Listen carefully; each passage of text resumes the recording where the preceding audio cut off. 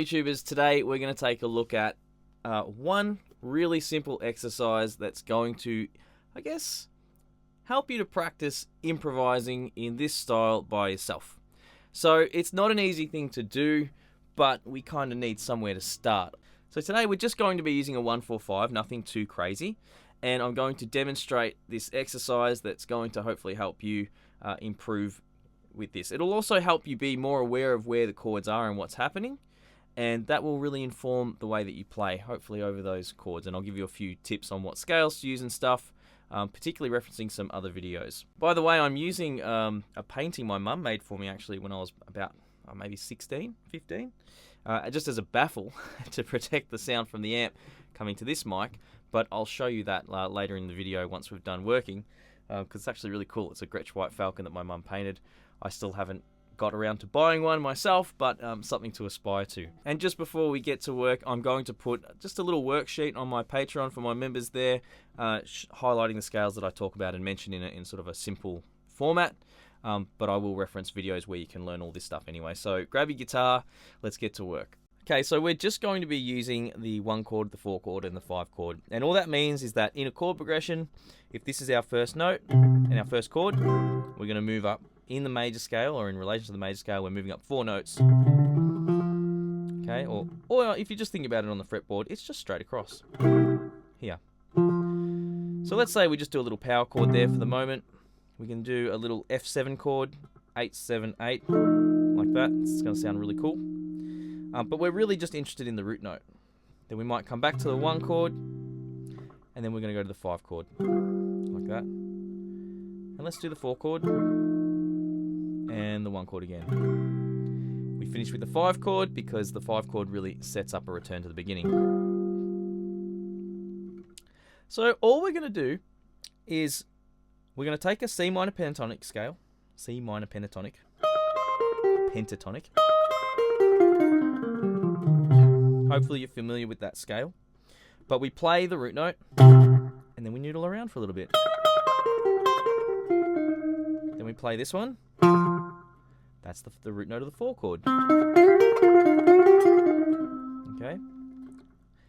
Then we go back. And then we'll go 5 chord. Maybe the 4 chord. Then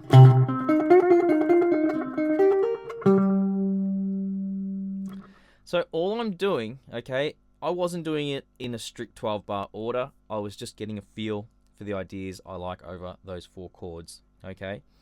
So it helps you, if you have a progression in mind and you can catch those and then play your licks, you can really hear the way the notes are interacting with that chord, and it helps inform you over those changes.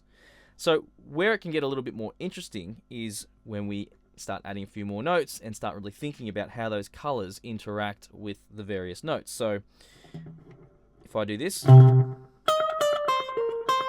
I start adding a few notes, here's our F chord. Okay.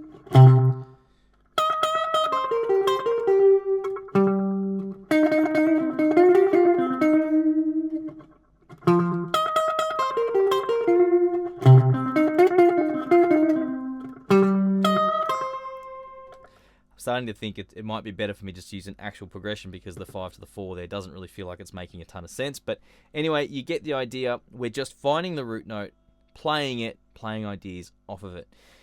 Now, this is going to take things to another level, but what we're going to do is add colors to the pentatonic, as I was sort of doing there.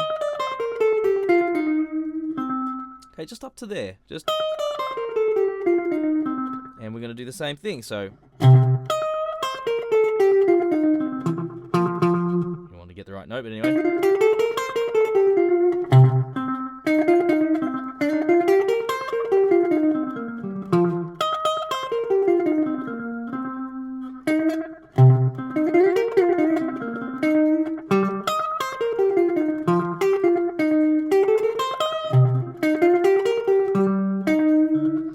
Okay, now, in one of my previous videos where I talk about the 12 Rockabilly scales, I teach a lot of the stuff that I'm about to get into now. I'll put some basic, scale patterns that are going to go with what I'm about to do on my Patreon, okay, for members.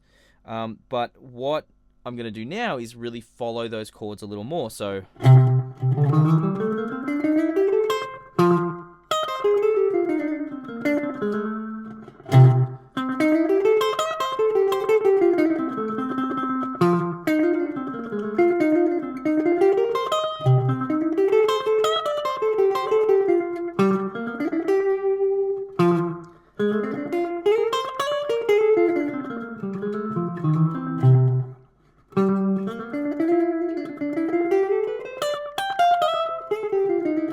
okay, now I'm sort of going off onto a tangent. But you can see, okay, playing that note really sets things up. I know where I am, I know what chord I'm playing over, and it's going to influence and add interest to the colors that I'm now using, and I want to start thinking about that. So you can practice that in free time, where you're just, what can I hear over this chord, what can I hear over that chord, and you can really,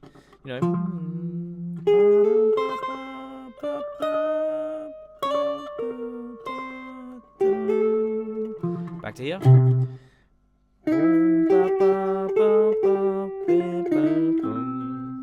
And if you do something you really like that you have no idea what's going on, tab it, write it down, okay? Or figure out against your C what's actually going on, okay? On the G.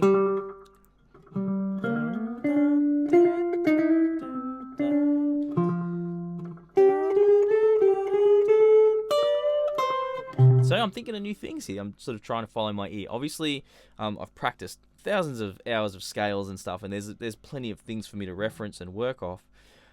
But even if you haven't done that, you've listened to a lot of music, so hopefully you can pull some ideas out just by feeling your way and just finding the notes that you like. It's not easy. It's not going to guarantee you, a free ticket to just being able to play, but it's a really fun way of exploring and finding ideas that you might like. It's just hitting that root note and moving around. So just before, I'll show you guys this actually, but just before I do, when I talk about first degree, third degree, the various tones, if that interests you, I cannot recommend, and of course I'm recommending my own course, but I wouldn't be pushing it if I didn't believe that it was really useful. In fact, I got an amazing email from the customer that bought it on the Rockabilly Rebuild course, and he said that it just helped him break out of copycat licks. He said he was a bit tired of doing copycat Setzer licks, and the course will really teach you, why we might use the root note here, or what's going on when we do this. We're using a flat third, we're using a natural 6, flat third again, flat 7. It teaches you all that stuff, so when you see a lick you like, you actually know what the sounds are that you really like. And look, I'd love to teach it in a short lesson on YouTube, but the course is 5 modules long, okay, and takes you right through the basics. Anyway, or you can just buy it. I think it's $99 US. Totally worth it. But I'll just show you guys this as well. So my mum actually painted me this when I was 15. She knew the sort of music I was listening to at the time. It's pretty cool because at the top it's kind of like the vintage influences. Like, we've obviously got Chet Atkins there, and Brian Setzer, the Beatles, Jimi Hendrix. I think Mum spelt Chet Atkins wrong, but she's forgiven for that. And then down the bottom, I've got the influences that came from those things later on, like The Living End, and there were some Aussie rock bands here. Area 7 were a great ska band. Everybody knows AC/DC. Grinspoon, really cool sort of alternative rock band. Eskimo Joe, a little bit left of center, but I actually really love them. Still love them. Great band. And there you go. So that was it. Anyway, I hope you enjoyed that and you got something interesting out of that exercise. Apply it to whatever level that you're at. Just walk through those root notes, play ideas off them. It's a really great start. Of course, you can do it in time as well.